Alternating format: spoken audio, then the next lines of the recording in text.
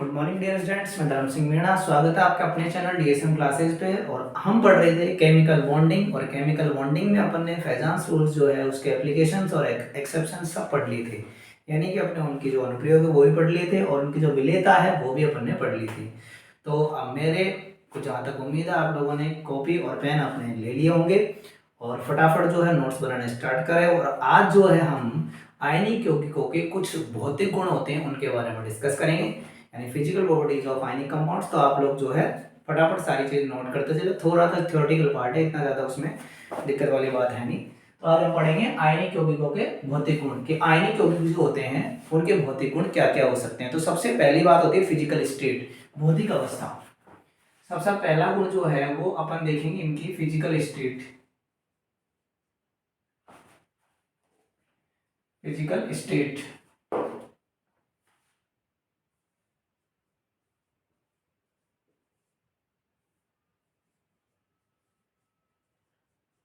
भौतिक अवस्था।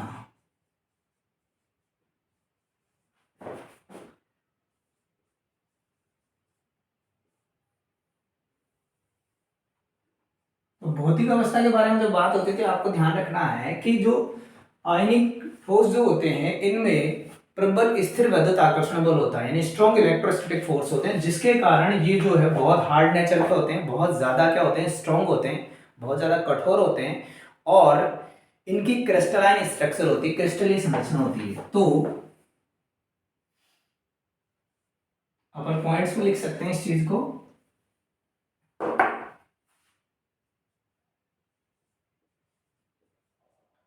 प्रबल वैद्युत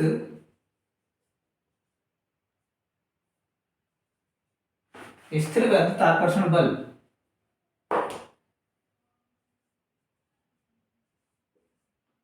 स्थिर वैद्युत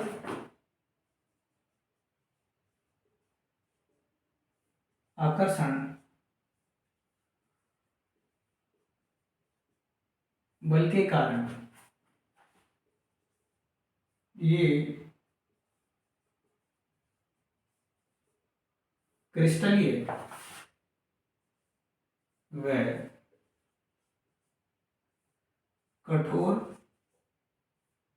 ठोस होते हैं।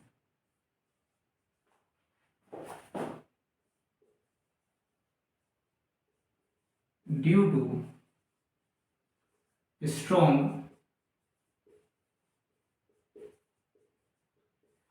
इलेक्ट्रोस्टैटिक फोर्स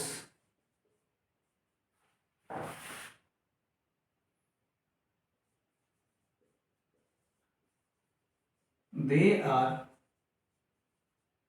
hard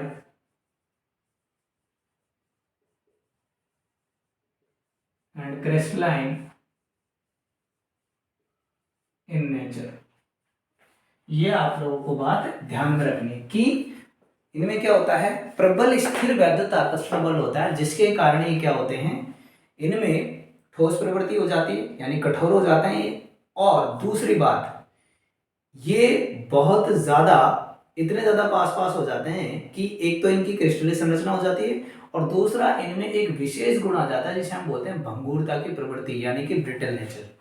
तो इनमें एक विशेष गुण होता है जिसे हम बोलते हैं ब्रिटल नेचर।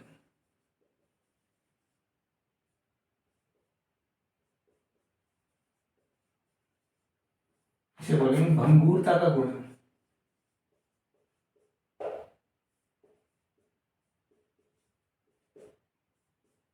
ये बात आप लोगों को ध्यान में रखनी है। भंगुरता गुण जो होता है वो कैसे आता है समझिए, इसका रीजन क्या होता है इस बात को समझो। ये एक रीजन तो यही है कि भाई इसमें स्ट्रॉन्ग इलेक्ट्रोस्टैटिक फोर्स होता है, प्रबल स्थिर वैद्युत आकर्षण बल होता है, जिसके कारण इनमें गुण आता है। लेकिन ये वर्क कैसे करता है, ये चीज जो होती क्यों है इस बात को समझो। जैसे हमारे पास में ये कोई आयनिक सॉलिड है,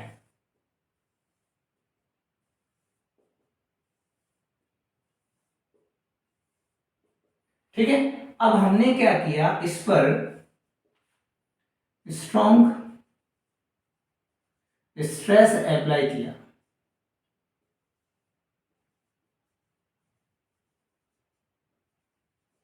हमने क्या किया, इस पर स्ट्रॉन्ग स्ट्रेस जो है वो क्या कर दिया, अप्लाई कर दिया। अब जैसे हम इस पर स्ट्रॉन्ग स्ट्रेस अप्लाई करेंगे तो इसकी वजह से क्या होगा कि ये जो आयंस थे, ये क्या है, आयंस है, ये हो गया आपका आयनिक सॉलिड। ये जो आयनिक सॉलिड है इसके ये जो आयंस है ये सब क्या है, इसके आयंस है। ठीक है, तो ये जो आयंस है जैसे स्ट्रॉन्ग स्ट्रेस यानी कि हम इन पर क्या लगाएंगे, बल लगाएंगे, तो क्या होगा कि ये ऐसी स्थिति में हो जाएंगे।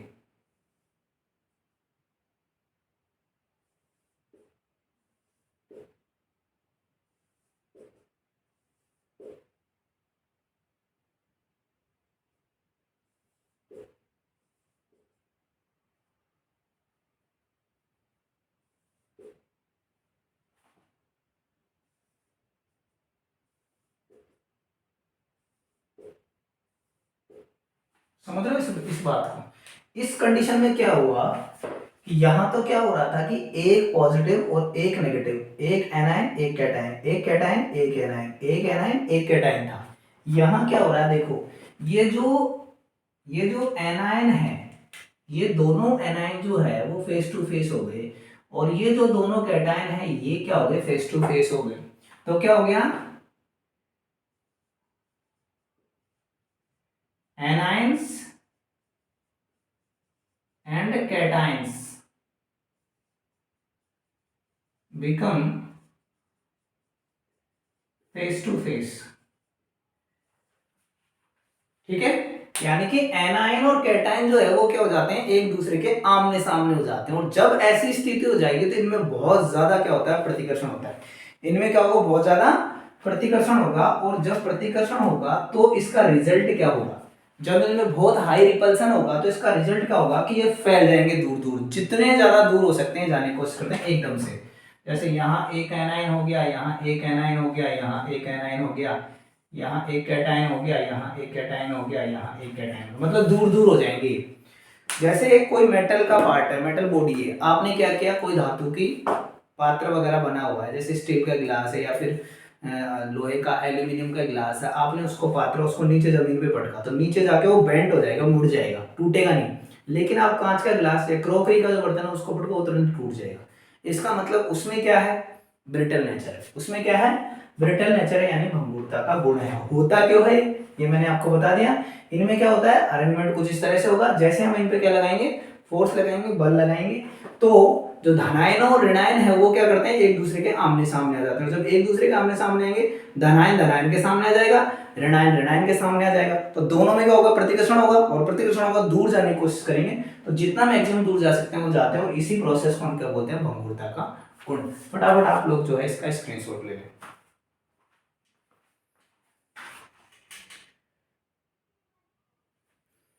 अब अपन इसकी सेकंड फिजिकल प्रॉपर्टी की बात करते हैं, विद्युत चालकता की। किसकी बात करते हैं, विद्युत चालकता।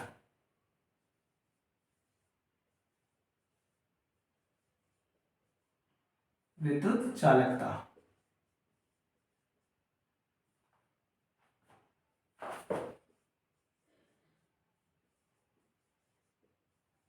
इलेक्ट्रिकल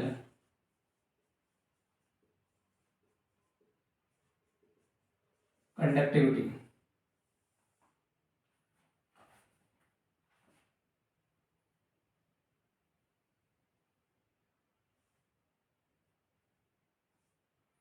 इलेक्ट्रिकल कंडक्टिविटी, तो विद्युत चालकता जो है इसका मीन्स क्या होता है कि ये विद्युत धारा का चालन करते हैं या नहीं करते हैं। तो आपको ध्यान रखना है, कुछ पॉइंट्स है जो मैं बता देता हूं। इन सॉलिड फॉर्म, यानी कि ठोस अवस्था में,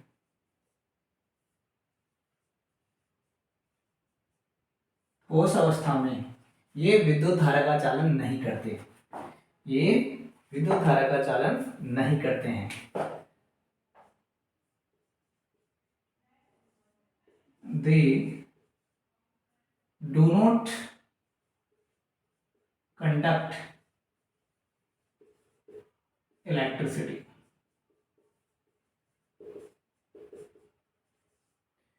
कारण क्या है, इसका कारण क्या है, इसका कारण है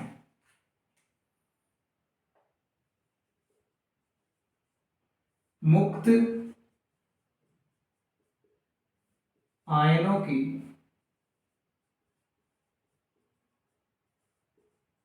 अनुपस्थिति, चालन नहीं करते हैं,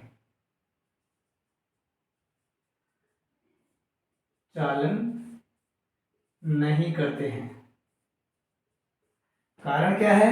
absence of free ions,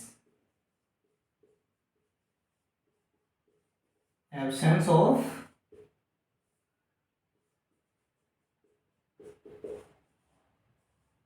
free ions. तो पहली बात, यदि सॉलिड फॉर्म में है तो कंडक्टिविटी शो नहीं करेगी। दूसरी, इन मोल्टन स्टेट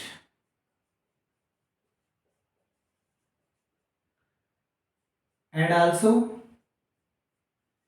इन सॉल्यूशन, यदि ये दो कंडीशन है, यदि ये दो कंडीशन है, then they can conduct electricity. तो ये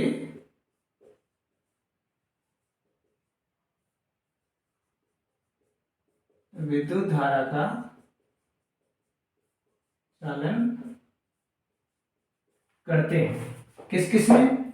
मोल्टन स्टेट मतलब पिघली हुई अवस्था,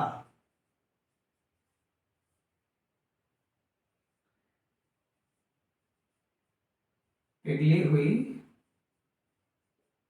अवस्था, और सॉल्यूशन यानी विलयन, पिघली हुई अवस्था में और विलयन में, दोनों में ही क्या कर सकते हैं? ये इलेक्ट्रिसिटी कंडक्ट कर सकते हैं। इलेक्ट्रिसिटी कंडक्ट कर सकते हैं क्यों? Due to presence of free ions. Reason क्या है? मुक्त आयनों की उपस्थिति, मुक्त आयनों की उपस्थिति। तो आप रिलेटिव कंडक्टिविटी यदि बात करो, इसकी इसकी रिलेटिव कंडक्टिविटी की बात करो,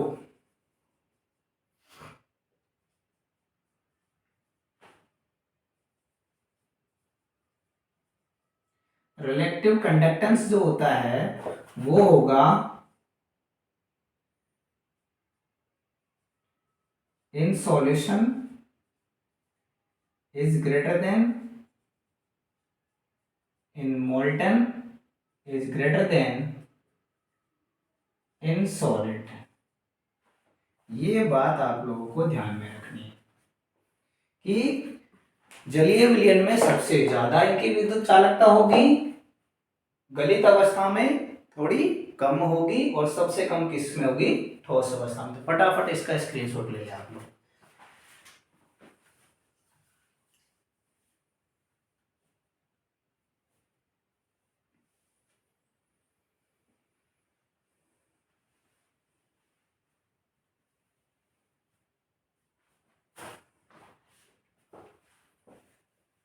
तो ये दो प्रॉपर्टी अपन ने पढ़ ली, दो फिजिकल प्रॉपर्टी इसके पढ़ ली। आयनिक जो ठोस है उनकी तीसरी बात करते हैं। आयनिक ठोस जो होते हैं वो क्या करते हैं? आयनिक रिएक्शंस शो करते हैं। ये क्या करते हैं? आयनिक रिएक्शंस शो करते हैं। तो सी है आयनिक रिएक्शंस,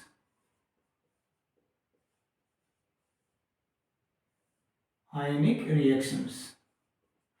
तो आयनिक रिएक्शन जो होती है, पहली बात तो आपको ध्यान में रखनी है कि बहुत फास्ट होती है, बहुत ही ज्यादा फास्ट होती है। दूसरी बात, ये जो आयनिक रिएक्शंस होती है ये हमेशा एक्वस सॉल्यूशन या जलीय विलयन में होगी, सॉलिड फॉर्म में नहीं होती है। तो आपको दो बातें ध्यान में रखनी है। पहली ये हो गई आपकी आयनिक अभिक्रियाएं, आयनिक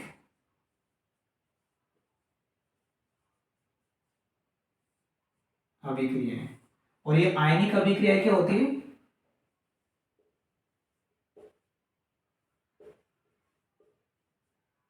बहुत तीव्र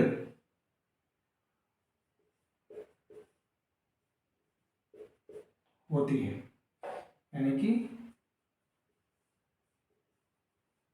वेरी फास्ट और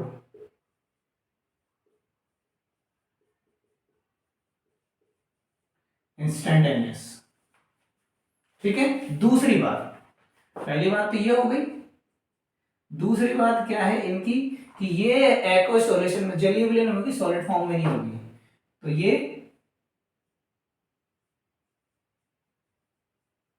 these are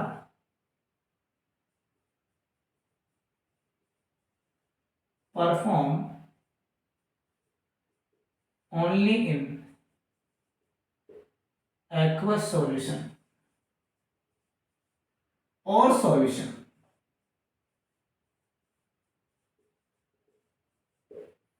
ठीक है, तो ये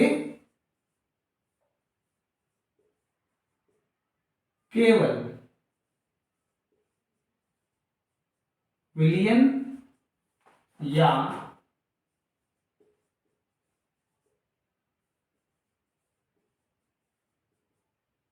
जलीय विलयन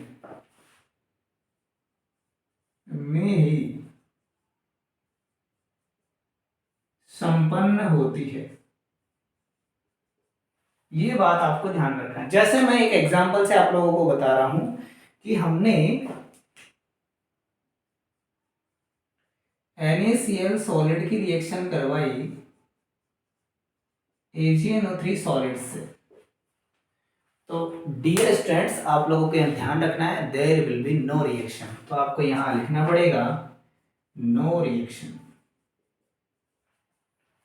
क्लियर है? और यदि हम इसका क्या बना दे, एक्वस सॉल्यूशन बना दे, Na सॉल्यूशन, ये हो गया Na और ये हो गया,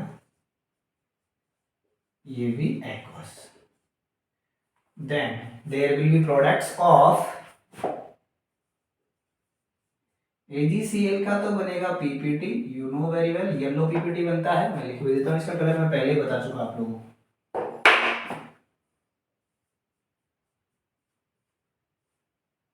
येलो PPT प्लस क्या बनेगा साथ में, ये तो हो गया सॉलिड, और बनेगा आपके पास में NaNO3। क्लियर है? तो ये रिएक्शन जो है कब पॉसिबल हुई, जब ये एक्वस सॉल्यूशन की है। सॉलिड फॉर्म में they can not perform reactions. तो आप फटाफट इसका स्क्रीनशॉट लीजिए, फिर अपन इसका अगला जो कैरेक्टर है वो देखेंगे, फिजिकल प्रॉपर्टी क्या है।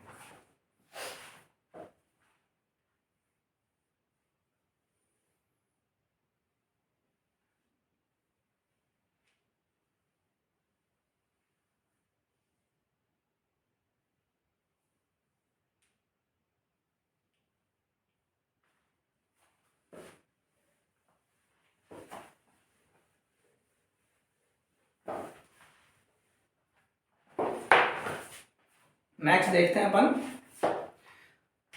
D isomorphism.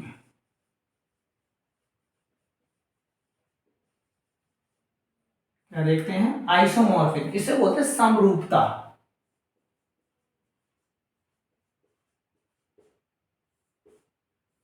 समरूपता, समरूपता का मतलब होता है कुछ ऐसे आयनिक या क्रिस्टलीय ठोस होते हैं जिनकी क्रिस्टलीय संरचना जो होती है वो क्या होती है, समान होती है, उसमें इक्वल क्वांटिटी में कैटाइंस और एनाइंस होते हैं।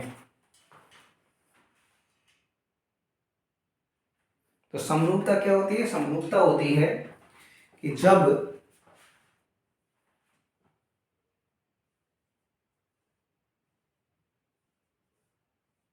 दो आयनिक ठोसों के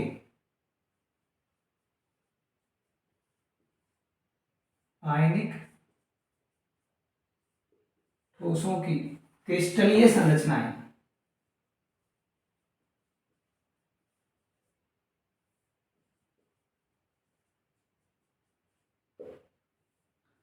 समान होती है,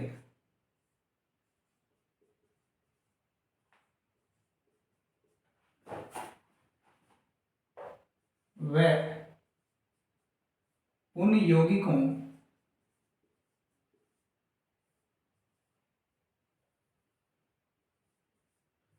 के आयनों के इलेक्ट्रॉनिक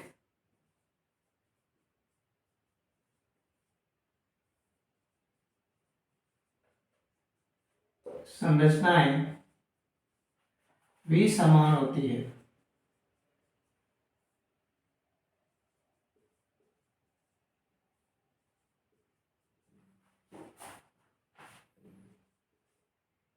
तो वे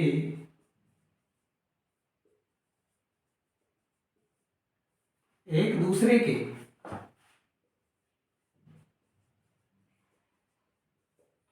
समरूप कहलाते हैं।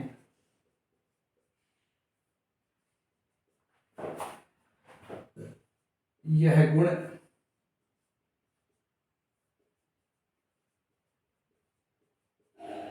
समरूपता कहलाता है।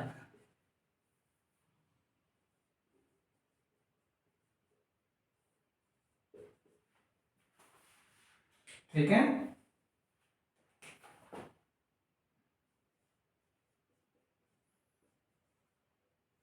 when two ionic solids have same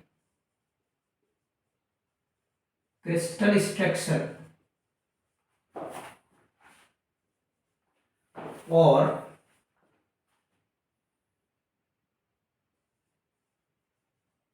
same electronic structure of their ions,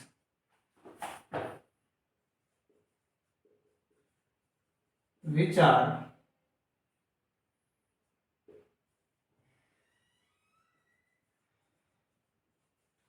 isomorphous of each other.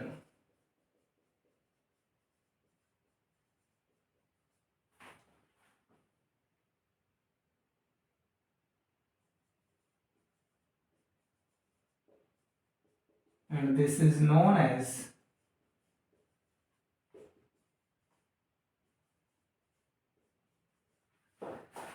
Isomorphism.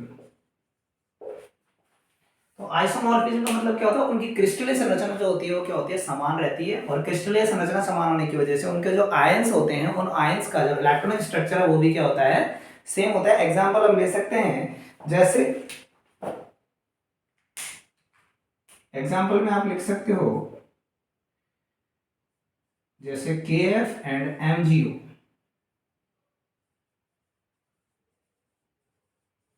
जो पोटेशियम फ्लोराइड और जो मैग्नीशियम ऑक्साइड है वो एक दूसरे के क्या है, sorry NaF sodium fluoride, NaF and MgO जो है वो क्या है, एक दूसरे के आइसोमॉर्फस है। इसी प्रकार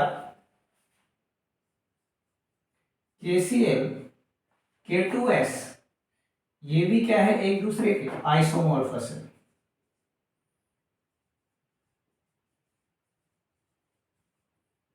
यानी कि समरूप। तो ये आप लोगों को ये बातें क्या करनी है, ध्यान में रखनी है। अब आइसोमॉर्फिज्म जो टॉपिक है ये इसका क्या था, फिजिकल कैरेक्टर था। फटाफट आप इसका स्क्रीनशॉट लें। तो इसका लास्ट कैरेक्टर है, फिजिकल प्रॉपर्टी है लास्ट, जो क्या है, मेल्टिंग और बॉइलिंग पॉइंट्स, यानी कि गलनांक और क्वथनांक जो है, तो वो आप लोगों को ध्यान रखना है। Very high due to strong bonding. इनमें क्या होती है, बहुत ज्यादा स्ट्रॉन्ग बॉन्डिंग होती है, कि जो आयंस होते हैं वो एक दूसरे को बहुत स्ट्रांगली बॉन्डेड रखते हैं। इस वजह से ये क्या रहता है, बहुत ज्यादा इनके मेल्टिंग और बॉइलिंग पॉइंट्स होते हैं। अब कुछ ट्रेंड्स है जिनके क्वेश्चन आपसे पूछ ले जाते हैं, वो मैं आपको बता देता हूँ। Some important melting point trends for halide salts. Halide salt जो है उनके कुछ इंपॉर्टेंट ट्रेंड्स है, वो आप लोगों को थोड़े से पता होने चाहिए। बस इस बात का आप लोग थोड़ा सा ध्यान रखना। जैसे फर्स्ट है sodium fluoride, potassium fluoride, lithium fluoride, rubidium fluoride और सीजियम फ्लोराइड। आपने देखा होगा कि यहाँ पर आपको एक थोड़ा सा एबनॉर्मल मिल रहा है कि sodium fluoride is greater than potassium का फ्लोराइड, और यहां पर लिथियम आ गया, फिर रुबिडियम और फिर सीजियम, यानी कि यहां ये जो ट्रेंड है ये एबनॉर्मल है। ठीक है, सेम यहां है, यहां NaCl is greater than KCl is greater than RbCl CsCl, और ये आ गया आपका क्या डिफरेंट। तो यहां लिथियम का फ्लोराइड और यहां लिथियम का क्लोराइड, दोनों के ही जो मेल्टिंग पॉइंट्स जो है वो बिल्कुल डिफरेंट मिल रहे हैं। जैसे LiCl जो है वो यहां आना चाहिए था, और LiF जो है वो यहां आना चाहिए था, लेकिन यहां जो है इस जगह पे आ रहा है और यहां बिल्कुल लास्ट में आ रहा है। इन दोनों का रीजन एक ही है, इन दोनों का रीजन एक ही क्या है, ये एबनॉर्मल शो कर रहा है, इसका मतलब ये असामान्य गुण है, और ये किसकी वजह से है, सहसंयोजक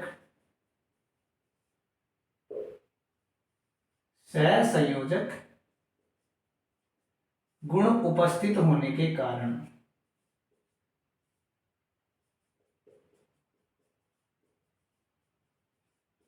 देखो कैटायन है, लिथियम जो है वो सबसे स्मॉलेस्ट कैटायन, सबसे छोटा धनायन है, और सबसे छोटा धनायन है, इसका मतलब सबसे ज्यादा कैरेक्टर होंगे इसमें कौन से, कोवेलेंट। तो मोर